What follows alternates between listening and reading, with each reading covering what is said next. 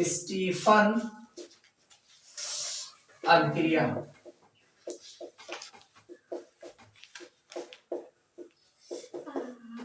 RCL, ये RCL इसको बोला जाता है एल्किल साइनाइड। एल्किल साइनाइड पर का हम अपचयन कराएं। चयन अपचयन में आप जानते हैं नवजात हाइड्रोजन में ये HCl यानी HCl देखो SnCl2 और plus HCl, SnCl2 plus HCl इन दोनों से नवजात हाइड्रोजन उत्पन्न होगा। कैसे उत्पन्न होगा? जैसे SnCl2 है, जब इस पर HCl की क्रिया कराई जाएगी तो ये SnCl4 बन जाएगा और इसमें नवजात हाइड्रोजन उत्पन्न होगा। इतना समझ में आया नहीं? तो इससे अभिक्रिया तो हो गई, ये नवजात हाइड्रोजन यहाँ से आया। अब तो यहाँ पर भी हाइड्रोजन HCl मिला। अरे तो अब 4 जब ऑक्सीजन होता है तो यहाँ लेंगे तब बतवाए नहीं भरा। ठीक है, अब बैलेंस करेक्ट काम होगा आपको कई तरह जा सके। ठीक है, जैसे कहा गया 2 हाइड्रोजन कहां से आएगा, तो 2 हाइड्रोजन तो 2 लगावा तब अब ना कि हम यहाँ 2 लगावा चाहिए तो लगावा ना चाहिए।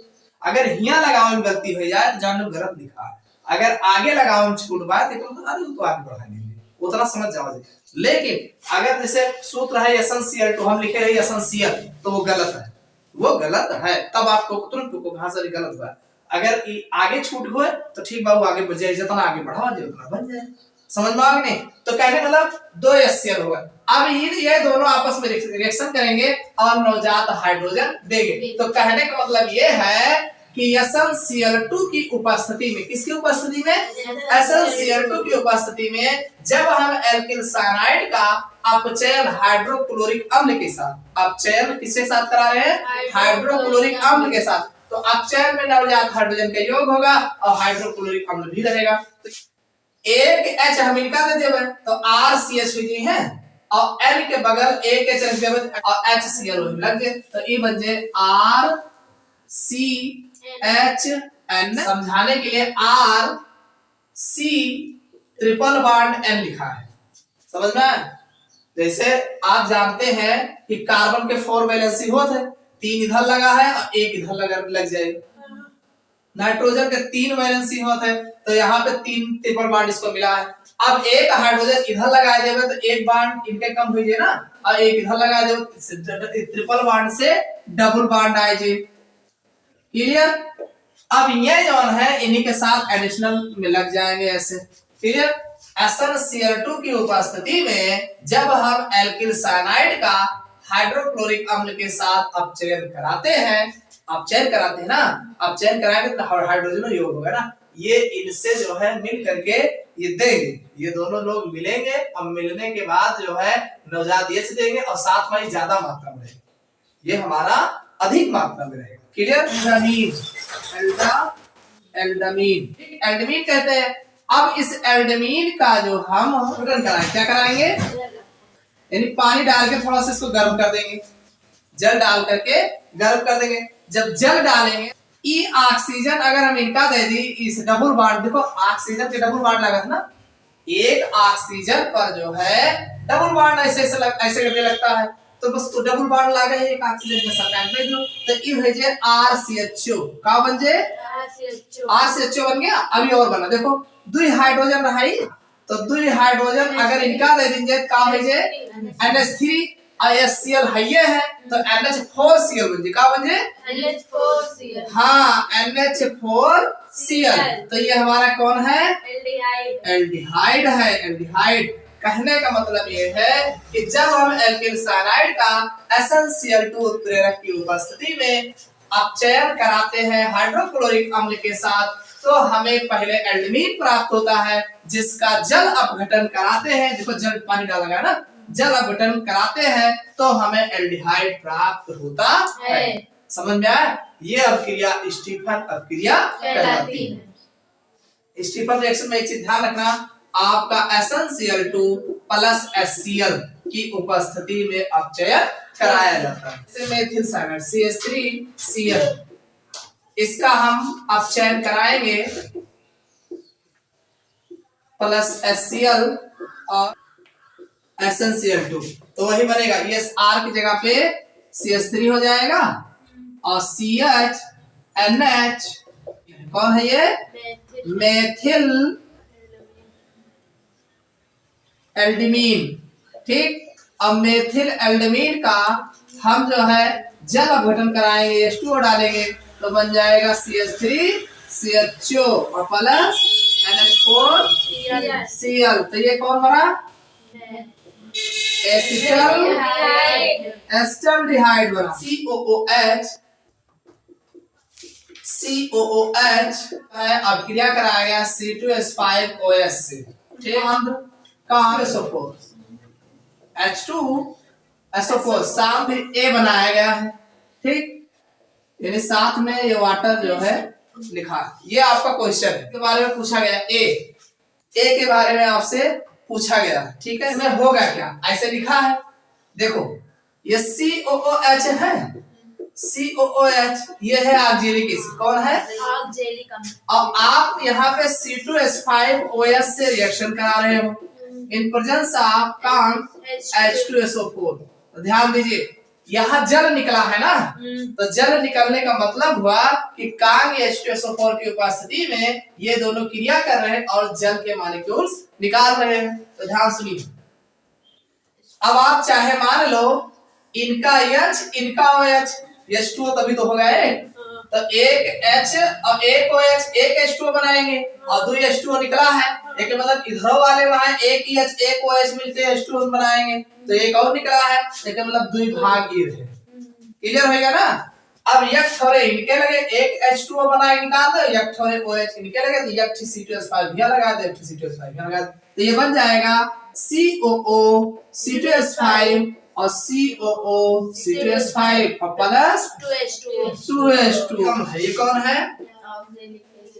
ऑक्सैलिक एसिड है।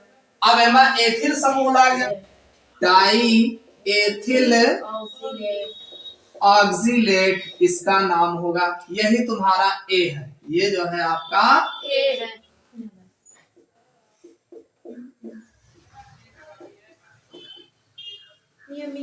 प्रयोगशाला में बेंजोइक अम्ल बनाने की विधि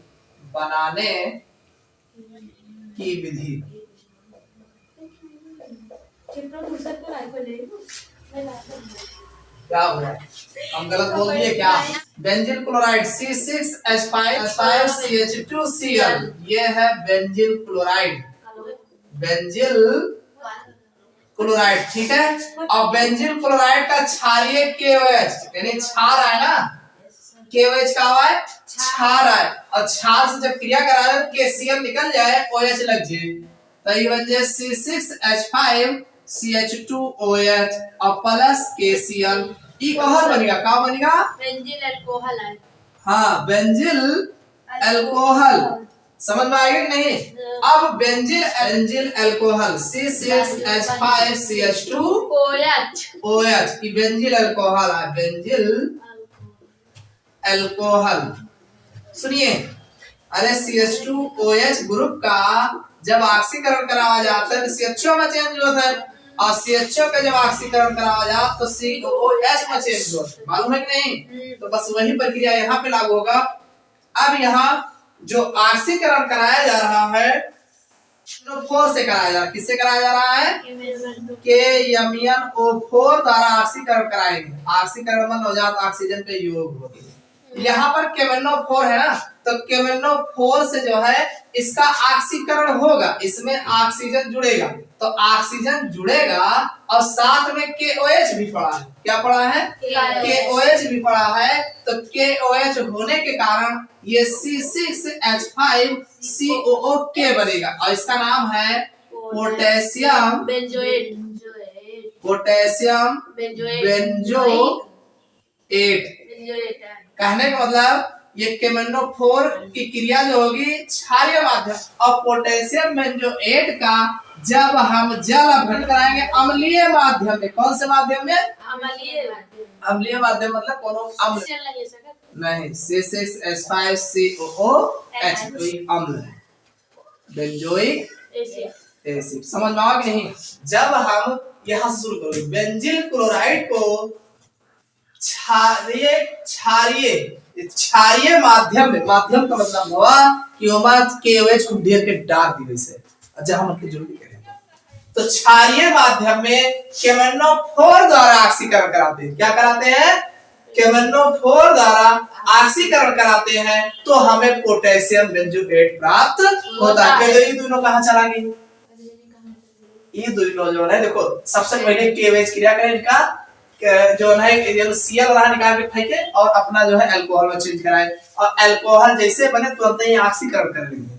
अब ऑक्सीकरण करेंगे तो COOH के बजाय KOH जब रहे तो K तुरंत पकड़े ना, क्योंकि H जोन बने देखो COOH मान लो यहाँ बन रहा है, लेकिन H जोन है देखो KOH में, अगर KOH वहां पड़ा है वहां, ठीक है, तो तुरंत ही जोन है H और यहाँ के OH H2O बनाए ले।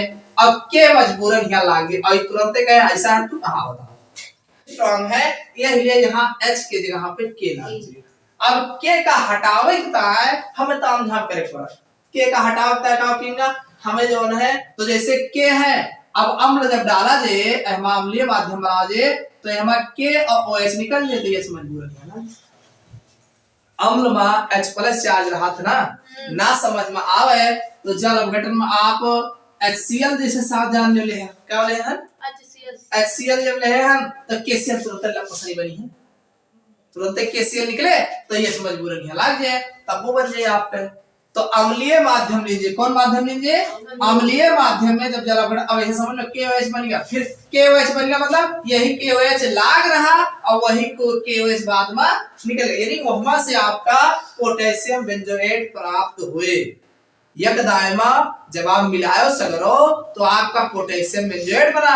अब ओका निकाल के अलग कर लियो, अब वहां जब ओका पानी डाल के अम्ल थोड़ा डाल के पानी डालबो तो तुरंत ही आपका बेंजोइक अम्ल के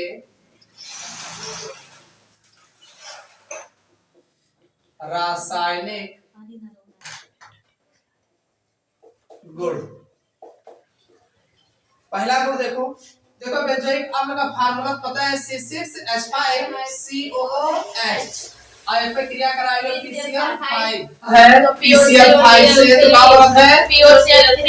हां POCl3 और एक HCl बनाता है, एक Cl हुआ लागत है जहमा से रिएक्शन करता है। ये एक PCl5 है, एक Cl इस एक हाइड्रोजन के साथ HCl बना लेगा और एक Cl यहां लग जाएगा तो बन जाएगा C6H5 CO करें Cl और प्लस POCl3 यानी यहाँ का एक ऑक्सीजन के बीच में लग जाए प्लस HCl। समझ में आएगा ना? नाम क्या है इसका? हो जाता है बेंजोइल क्लोराइड और ये क्या है?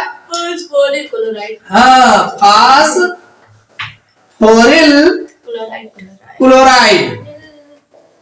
समझ में आ गई नहीं? तो पता चला कैसे भगाए नाम लिखे रहा ये बेंजोइक एसिड है।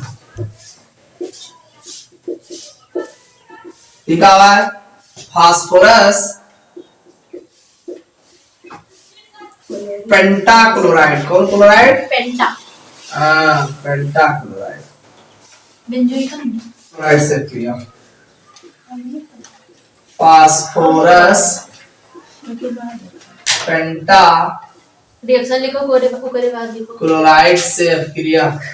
अरे जगह हुए लिख लीजिए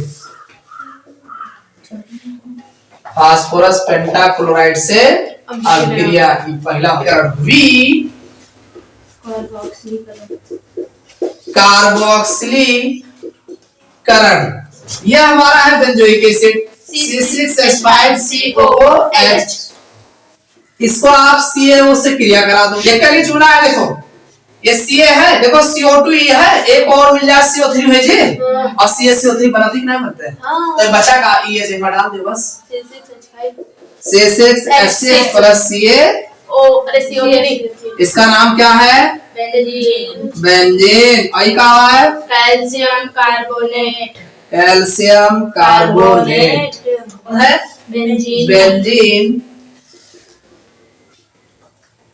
बेंजीन नाभिक की प्रतिस्थापन अभिक्रिया, प्रतिस्थापन अभिक्रिया, प्रतिस्थापन में जाना जाता है अदला बदली होता है। क्या होता है? अदला बदली की क्रिया। देखो बेंजीन नाभिक, देखो अब अभी तक क्या रहा कि जो एक ग्रुप रहा है, देखो ये COOH, यही तो लिखा है ये। अब अभी तक COOH ग्रुप, देखो होगा COOH ग्रुप में इन्वॉल्व है। अब की क्या हुए नाभिक है, इसमें हम HNO3 की क्रिया कराएं। किसकी? हाँ HNO3 क्यों चाहिए? H2SO4